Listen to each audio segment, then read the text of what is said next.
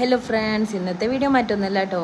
ഞങ്ങൾ ഏറെ ദിവസങ്ങൾക്ക് ശേഷം ഞാൻ എൻ്റെ വീട്ടിൽ തന്നെ എത്തിയ. അങ്ങനെ ഞാനും ലച്ചുവൊക്കെ വല്യച്ഛൻ്റെ വീട്ടിൽ പോയതാണ്. അങ്ങനെ അവിടെ പോയത് വെറുതെ ആയില്ല. ലച്ചുവിന് അവിടെ നിന്ന് ഇളനീരൊക്കെ കിട്ടി. അതിൻ്റെ കൊശു കേട്ടോ.